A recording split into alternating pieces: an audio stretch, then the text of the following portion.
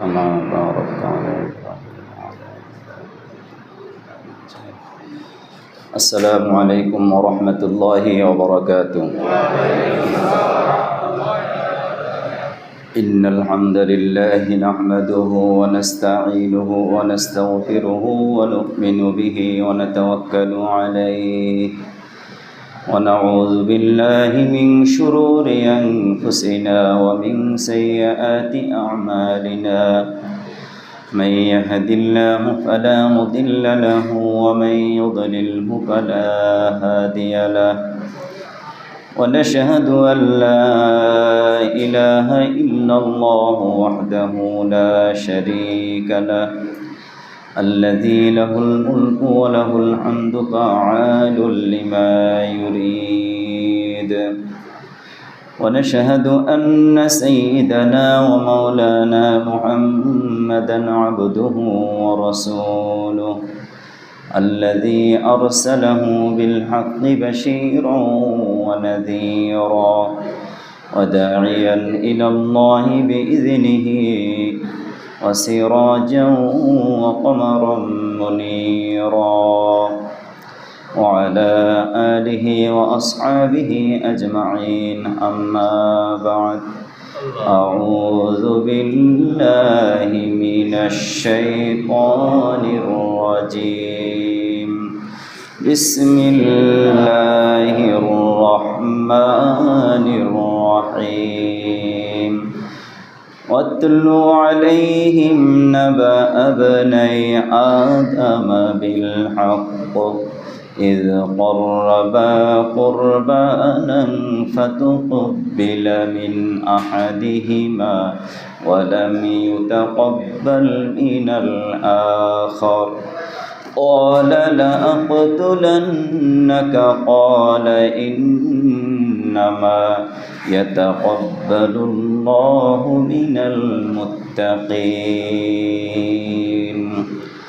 وقال رسول الله صلى الله عليه وسلم: من قام ليلة العيدين لم يمت قلبه يوم تموت القلوب، أو كما قال عليه الصلاة والسلام.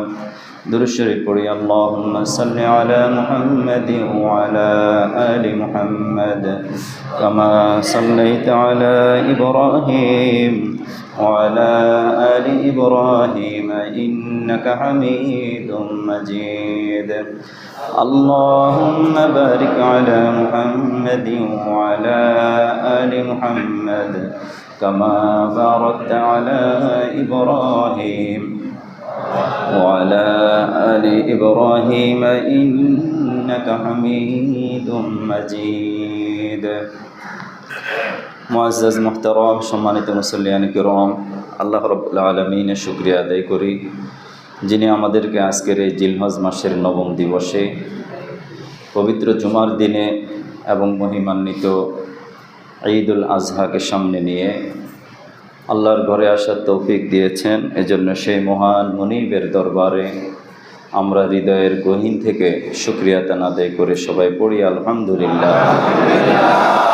রব্বানা লাকাল হামদ হামদান কাসীরান طيبا مباركا فيه يا ربي لك الحمد كما ينبغي لجلال وجهك وعظيم سلطانك। প্রশংসা করলাম কার? সর্ব অবস্থায় সকল প্রশংসার একমাত্র মালিককে আল্লাহ তাআলার প্রশংসা দিয়ে শুরু করলাম। সাথে সাথে আমরা একবার সবাই সমস্বরে পড়ে নেই সাল্লাল্লাহু আলাইহি ওয়াসাল্লাম। মুহতারাম মুসল্লিয়ান কিরাম, আজকে জিলহজ মাসের নবম তারিখ। আমাদের দেশের হিসাব অনুযায়ী আজকে ঈদুল আজহার পূর্ববর্তী দিন, অর্থাৎ আরাফার দিবসের যে রোজার ফজিলত আজকের দিবসের সাথেই সম্পৃক্ত। যদিও হাজী সাহেবগণ ইতিমধ্যেই তারা আরাফা থেকে মুজদালিফা অতিক্রম করে এখন তারা জামারাতে আছেন, কেউ কেউ বা জামারা অতিক্রম করে তাওয়াফে বাইতুল্লাহর জিয়ারতের মাধ্যমে হজের আনুষ্ঠানিকতা সম্পন্ন করেছেন। আমরা তাদের জন্য দোয়া করি, আল্লাহ তাআলা যেন তাদের হজকে কবুল আর মঞ্জুর করে নেন বলি আমিন।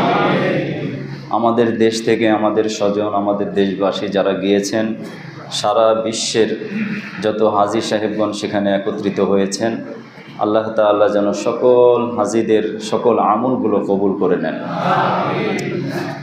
এই বছরে হজের ময়দানে আরাফার দিবসে, অর্থাৎ আরাফার যে গতকালকে সৌদি আরবে অনুষ্ঠিত হয়েছে, মসজিদে নামিরাতে যিনি খুতবা দিয়েছেন মসজিদুল হারামের সিনিয়র ইমাম, অত্যন্ত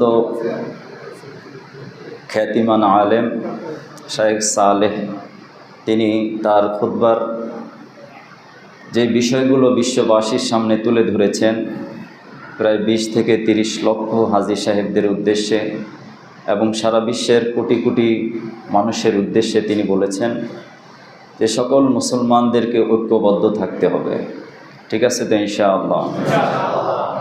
সর্বক্ষেত্রে তিনি ঐক্যের আহ্বান করেছেন এবং কাশ্মীর, ফিলিস্তিন সহ সারা বিশ্বে যত মুসলমান নির্যাতিত, অবহেলিত, তাদের পক্ষে সবাইকে দাঁড়াবার কথা বলেছেন এবং তিনি ঈমানের উপরে অটল থাকার জন্য আহ্বান করেছেন। তো তার খুতবার সারাংশ এটাই যে আমরা সব কাজ করব একমাত্র আল্লাহর সন্তুষ্টির জন্য। আমরা হজ করব, কোরবানি করব, নামাজ পড়ব, যাকাত দিব, দান করব, সদকা করব। সব কিছু আমলের অন্যতম শর্ত হলো নিয়ত বা ইখলাস। আমার আপনার নিয়তের মধ্যে যদি কোনো গড়মিল থাকে, নিয়ত যদি শুদ্ধ না থাকে, আমল যত বড়ই হোক না কেন সেটা আল্লাহর দরবারে কবুল হবে না। এজন্য নিয়তকে বলা হয়েছে আর নিয়াতু ওয়াল ইখলাস রুহুল আমাল। যে সমস্ত আমলের রূহ বা জীবন, যে রূহ ছাড়া শরীর অচল, রূহ ছাড়া আমরা কি চলতে পারতাম? আমাদের এখানে থাকার কোনো অবস্থা থাকতো না যদি আমাদের ভিতর রূহ না থাকতো। ঠিক আমরা যত আমল করি সমস্ত আমলের রূহ হলো ইখলাস, নিয়ত। এজন্য আজকের আমাদের আলোচনার বিষয় হলো যারা কোরবানি করব বা যারা করি না, সকল আমলগুলো আমরা কোন উদ্দেশ্যে করলে আল্লাহ রাব্বুল আলামিনের কাছে সেটা গ্রহণযোগ্য হবে। এটা আমরা সবাই জানি যে ইসলামের যেই মৌলিক কতগুলো পরিভাষা রয়েছে, যেমন কিছু আমল আছে ফরজ, 5 ওয়াক্ত সালাত আদায় করা কি ফরজ। যার টাকা পয়সা আছে, নিসাব পরিমাণ সম্পদ আছে, যাকাত দেওয়াটা কি ফরজ। যার নিসাব পরিমাণ সম্পদ আছে, হজ করা তার জন্য কি ফরজ। ঠিক ফরজগুলোর পাশাপাশি আরেকটি পরিভাষা আছে ওয়াজিব, ফরজের কাছাকাছি। আরেকটি পরিভাষা হলো সুন্নত। সুন্নত আবার 2 প্রকার, একটা হলো সুন্নতে মুআক্কাদা আর একটা হলো সুন্নতে গায়রে মুআক্কাদা। সুন্নতে মুআক্কাদা বলা হয় যে সুন্নতের ব্যাপারে বেশি তাকিদ করা হয়েছে, এটা যদি কেউ না করে তার গুনাহ হবে। আর সুন্নতে গায়রে মুআক্কাদা এটা ঐচ্ছিক রাখা হয়েছে, কেউ করলে অত্যাধিক সওয়াবের অধিকারী হবে, না করলে গুনাহ হবে না। ঠিক আরেকটা হলো মুস্তাহাব। মুস্তাহাব মানে উত্তম। যে কোনো আমল যদি সে আন্তরিকভাবে করে তার জন্য উত্তম কাজ হলো। এর বিপরীত কিছু আছে, যেমন হারাম, মাকরুহ। মাকরুহ আবার 2 প্রকার, একটি হলো মাকরুহে তাহরিমি অর্থাৎ হারামের কাছাকাছি, আরেকটা হলো মাকরুহে তানজিহি অর্থাৎ হারামের কাছাকাছি নয়, সেটা অপছন্দনীয়, এটা না করাটাই ভালো ছিল। অনেক কাজ এমন আছে যেগুলো আমরা ইচ্ছা করলে না করলে আমাদের জন্য কোনো ক্ষতি হতো না, তারপরেও আমরা করি। তো কোরবানি এমন একটা আমল, সেটা আমাদের উপরে ফরজ নয়, এটা হলো ওয়াজিব আমল। এটা কি আমল? ওয়াজিব আমল। তাহলে ওয়াজিবের এক স্তর উপরে আছে কোন আমল? কোন আমল আছে? ফরজ। এখন ফরজের মর্তবা বেশি নাকি ওয়াজিবের মর্তবা বেশি? আমরা অনেক মানুষ এমন আছি যে ফরজের ধারে কাছেও নেই। কোরবানির হাটে গরু কিনছি তো কিনছি, জোহর গেল, আসর গেল, মাগরিব গেল, এশা গেল, রাত গেল, দিন গেল, ফরজের ধারে কাছেও নেই। কিন্তু ওয়াজিব নিয়ে খুবই আন্তরিকভাবে সারা রাত গরুকে পাহারা দিচ্ছি, আছে না নাই? তো এই জন্য আমার আপনার গুরুত্ব দিতে হবে, যেটা সবচেয়ে বেশি গুরুত্বপূর্ণ সেটাকে সবচেয়ে বেশি গুরুত্ব দিতে হবে। 5 ওয়াক্ত সালাত আদায় করা একজন মুমিন মুসলমান, বালেগ, আকেল, নারী পুরুষ নির্বিশেষে সবার জন্য ফরজ। ফরজ মানে ঐচ্ছিক নয়, এডিশনাল নয়, এটা কম্পালসারি। যার হুশ জ্ঞান আছে তার উপরে নামাজ কি ফরজ। আরেকটা হলো আল্লাহ রাব্বুল আলামিন যাকে নিসাব পরিমাণ সম্পদের মালিক বানিয়েছেন, কোরবানি করা তার জন্য ওয়াজিব।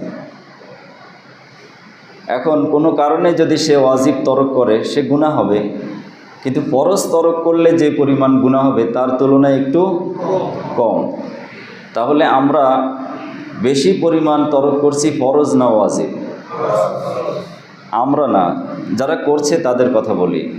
আমরা এখানে যারা আছি আমরা প্রত্যেকেই ফরজকে বেশি মূল্যায়ন করি, ঠিক কিনা বলেন? এই জন্য মুহতারাম হাজিরিন, সবার আগে আমাকে প্রাধান্য দিতে হবে ফরজকে, তারপরে ওয়াজিব। এবার যে ওয়াজিব আমলটি আমরা করব, প্রত্যেক ফরজ আমলের কিছু শর্ত রয়েছে। যেমন সলাতের অন্যতম শর্ত শরীর পাক, জায়গা পাক, কেবলামুখী হওয়া, সতর ঢাকা, সময় মতো নামাজ পড়া, এরকম কিছু শর্ত আছে। নামাজের বাহিরে ভিতরে কিছু শর্ত সাপেক্ষে নামাজটা আল্লাহর কাছে মঞ্জুর হবে। ঠিক কোরবানির জন্য এমন কিছু শর্ত আছে। এই শর্তগুলো আল্লাহ তাআলা নিজেই কোরআনে বিভিন্ন জায়গায় বলে দিয়েছেন।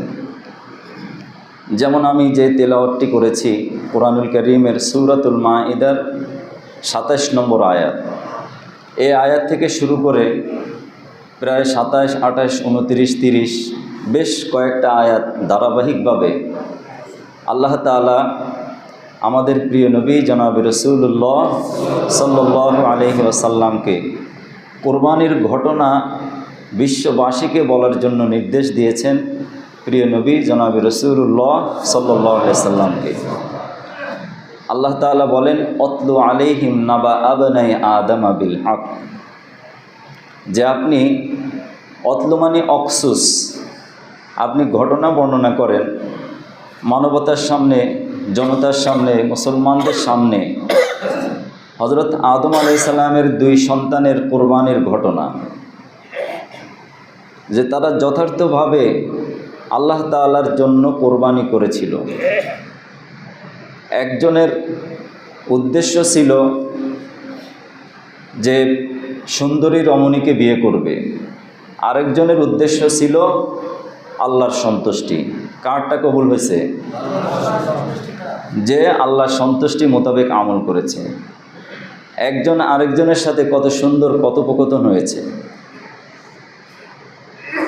যখন কাবিলের কোরবানি কবুল হলো না, হাবিলের কোরবানি কবুল হলো, কাবিল তখন হাবিলকে বলল লা আকতুলান্নাকা।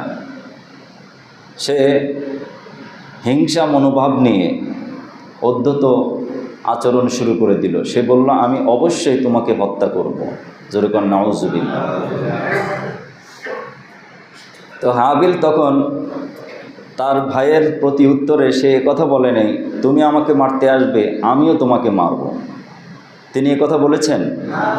বলেননি। তিনি বলেছেন, ইন্নামা ইয়াতাকাব্বালুল্লাহু মিনাল মুত্তাকিন, নিশ্চয়ই আল্লাহ তাআলা কবুল করেন মুত্তাকিদের আমল, যার মধ্যে ভয় আছে। কার ভয়টা হৃদয়ে আছে? কার ভয়? আল্লাহর ভয় যার আছে তার কোরবানিটাই আল্লাহ কবুল করে। তিনি আরও বললেন, লাইন বাসাত্তা ইলাইয়া ইয়াদাকা লিতাকতুলানি, যে তুমি যদি তোমার দুই হাত প্রসারিত করে আমাকে মারার জন্য আসো, আমাকে হত্যা করার জন্য আসো, মা আনা বিবাসিদি ইয়াদিয়া ইলাইকা লিআকতুলাক, আমি আমার দুই হাত তোমার দিকে প্রসারিত করব না, তোমাকে মারতে যাব না। ইন্নী আখাফুল্লাহ, আমি ভয় করি কাকে? মা আনা বিবাসিদি ইয়াদিয়া ইলাইকা লিআকতুলাক ইন্নী আখাফুল্লাহ রাব্বাল আলামিন। ইন্নী আখাফুল্লাহ, তিনি বললেন যে আমি আমার রবকে ভয় করি, আমি আল্লাহকে ভয় করি, যিনি রব্বুল আলামিন, যিনি কি? জগৎ সমূহের রব, প্রতিপালনকারী, আমি তাকে ভয় করি, অতএব আমি তোমাকে মারতে যাব না। তিনি আরও বললেন, ইন্নী উরিদু আন তাবুআ বিইসমি ওয়া ইসমিকা, যে আমি এটা আশা করি যে তুমি আমাকে যে মারবে, এই মারার যত অপরাধ রয়েছে, আমার নিজের অপরাধ সব তোমার ঘাড়ে চাপিয়ে দেওয়া হবে এবং তুমি অপরাধী হবে, আমি হব নিরপরাধ, আমি আল্লাহর কাছে মুক্তি পেয়ে যাব। তাহলে কোরআনের এই আয়াতে আমরা কি বুঝলাম? কোরবানির 1 নম্বর শর্তকেই কোরবানির মধ্যে থাকতে হবে তাকওয়া, অর্থাৎ আল্লাহর ভয়। 2 নম্বর, এই তাকওয়ারই একটি অংশ হলো নিয়ত, কারণ নিয়ত যদি পরিশুদ্ধ না হয় তাহলে তো তাকওয়া আসবে না। আসবে?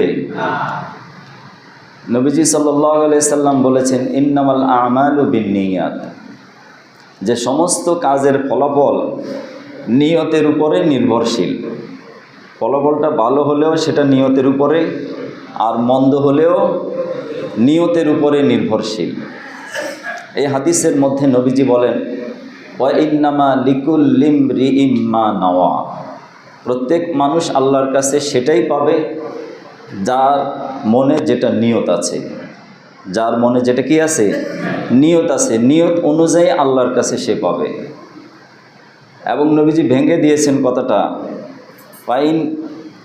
ওয়া ইন্নামা লিকুল্লি ইমরিইম মা নাওয়া ফামান কানাত হিজরতুহু ইলাল্লাহি ওয়া রাসূলিহি ফাহিজরতুহু ইলাল্লাহি ওয়া রাসূলিহি।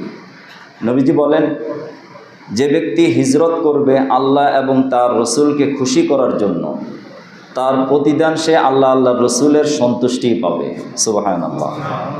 অপরদিকে ওমান কানাত হিজরতুহু ইলা দুনিয়া ইউসিবুহা আবিমরাআতিন ইয়ানকিহুহা ফাহিজরতুহু ইলা মা হাজারা ইলাইহি।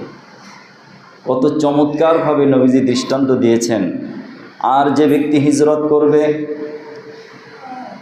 দুনিয়ার কোনো উদ্দেশ্যে অথবা কোনো নারীকে বিয়ে করার জন্য, এই হাদিসের মধ্যে একটি ঘটনা রয়েছে। একজন সাহাবী, তিনি নবীজির সাথে, সকল সাহাবীদের সাথে মক্কা থেকে মদিনায় হিজরত করেছেন।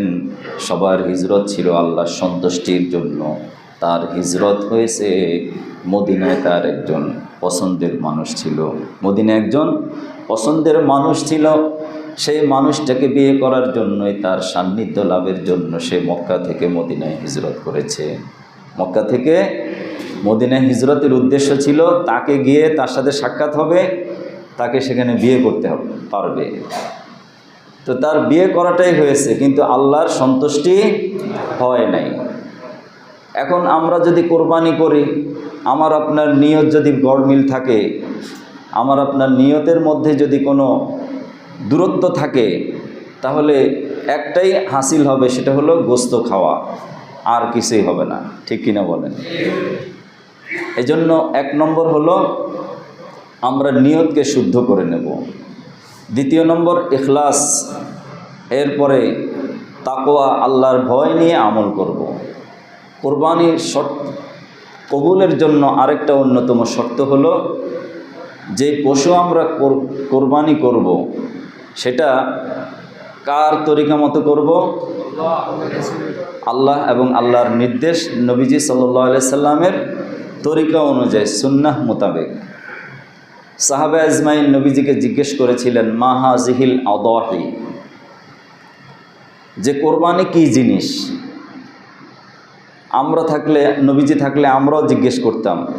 তো সাহাবা আজমাইন জিজ্ঞেস করেছেন, কোরবানি কি জিনিস? মা হাযিহিল আদাহি, কি জিনিস বলে তারা বোঝাতে চেয়েছেন যে কোরবানি কোন পশু দিয়ে করতে হবে, কিভাবে করতে হবে, কোন উদ্দেশ্যে করতে হবে, কোন নিয়মে করতে হবে।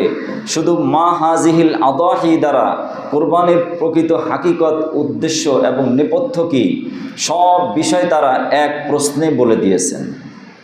নবীজি সাল্লাল্লাহু আলাইহি সাল্লাম তাদের প্রশ্নের জবাবে বললেন, সুন্নাতু আবিকুম ইব্রাহিম, এটা হলো তোমাদের পিতা, অর্থাৎ মুসলিম জাতির পিতার নাম কি?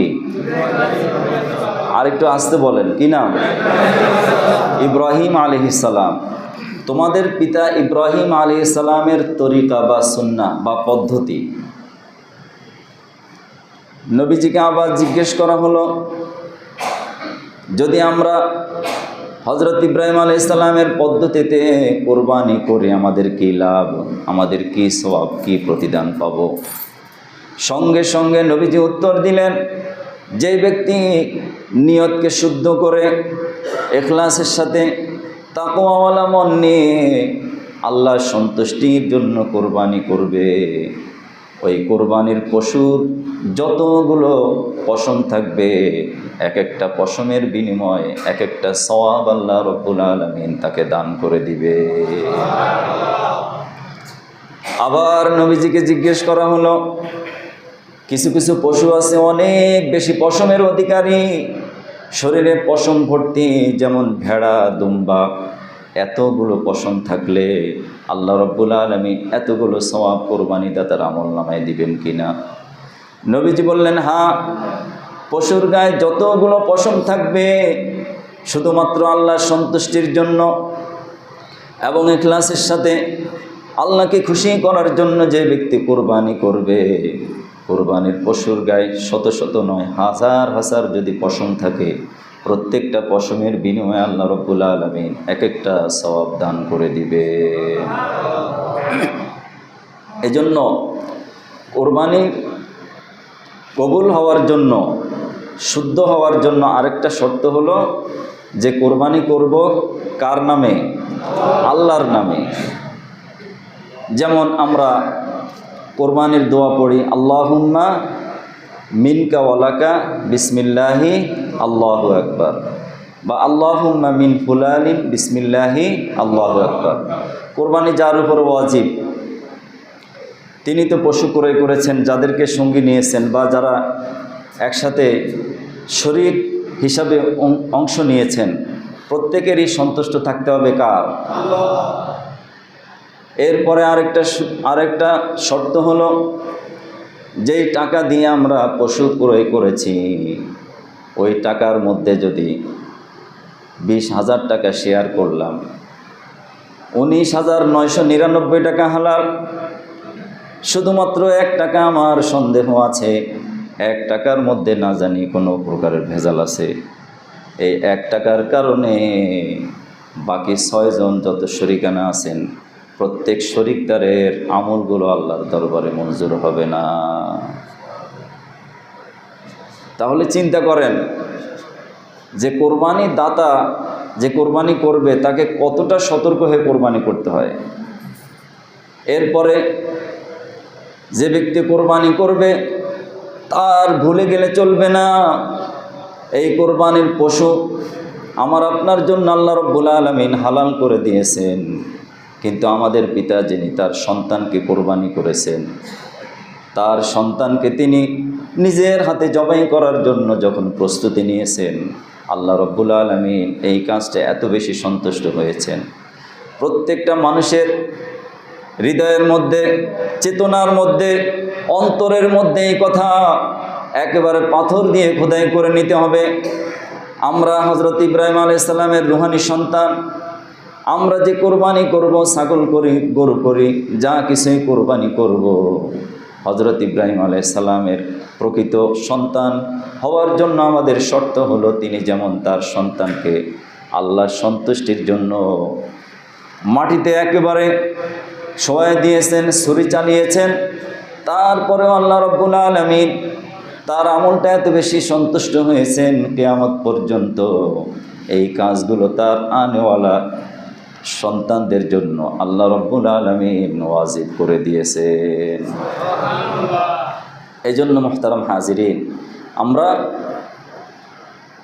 চারটা মোটামুটি শর্ত সাপেক্ষে কোরবানি করব। এক নম্বর হলো আমরা এখন নিয়তকে কি করে নেব?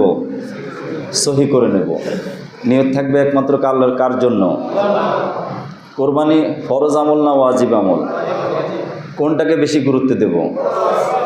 তো যারা কোরবানির পশুর পিছনে দৌড়াদৌড়ি করে নামাজ কাজা করে ফেলেছি, অনেকে আছি এক ওয়াক্ত নামাজের ধারে ধারে নাই, কিন্তু কোরবানি বিশাল বড় বড় পশু জবাই করবে, আছে না নাই? তো তাদের জন্য আমরা দোয়া করব যে তারা এই কোরবানির আমলটা যেমন করেছে, আল্লাহ তাআলা যেন তাদেরকে 5 ওয়াক্ত নামাজের আমল ও ইহতিমাম করার তৌফিক দান করে দেন। দোয়া করা ছাড়া তো আমাদের আর কিছু নেই, আছে?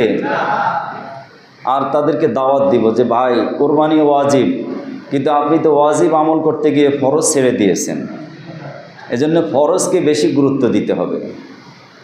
3 নম্বর হলো আল্লাহর ভয় অন্তরে রাখতে হবে।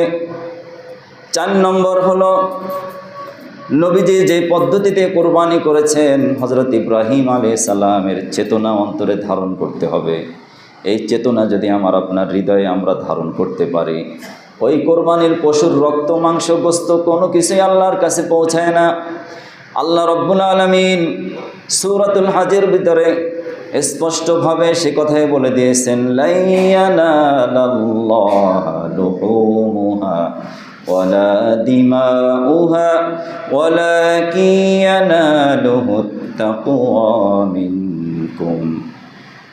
তোমাদের কোরবানির পশুর রক্ত মাংস গোস্ত হাড্ডি কোনো কিছুই আল্লাহর দরবারে পৌঁছায় না। আল্লাহর দরবারে পৌঁছায় কোরবানি দাতার মনের ভিতরে কি আছে? আল্লাহর সন্তুষ্টি না মানুষের সন্তুষ্টি? মানুষ দেখবে কয় লক্ষ টাকা দিয়ে কোরবানি করেছে আর কত মানুষকে কোরবানির গোস্ত বিলাইছে। পরের দিন পত্রিকায় আসবে তার নাম ছবিসহ, অমুক মহল্লার অমুকে 10টা গরু জবাই করে 10 মহল্লার মানুষকে বিলিয়ে দিয়েছে, শত শত মানুষকে সে কোরবানির পশুর গোস্ত খাওয়াইছে। শুধু এতটুকুই তার হয়ে যাবে, কিন্তু আল্লাহর দরবারে সে একজন মকবুল কোরবানি দাতা হিসেবে গ্রহণযোগ্য হবে।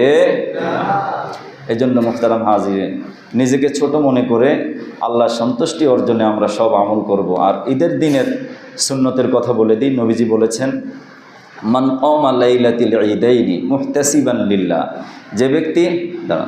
যে ব্যক্তি আল্লাহর সন্তুষ্টির জন্য ঈদের রাত জাগ্রত থাকবে। আজকের এই রাতটা কি রাত?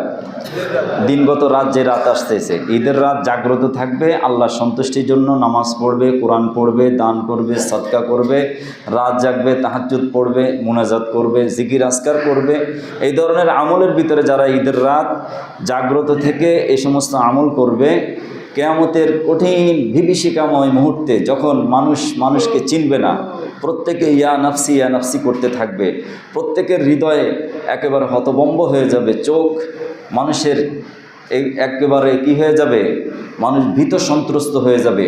সেই সময় আল্লাহ তাআলা তার অন্তরকে ঘাবড়াবেন না, সে দৃঢ় সংকল্প থাকবে যে আল্লাহ তাআলা আমার হিসাবকে সহজ করে দিবেন। তো ঈদের রাতে আমরা বেশি বেশি নেক আমল করব, আর ঈদের সুন্নত আদায় করব।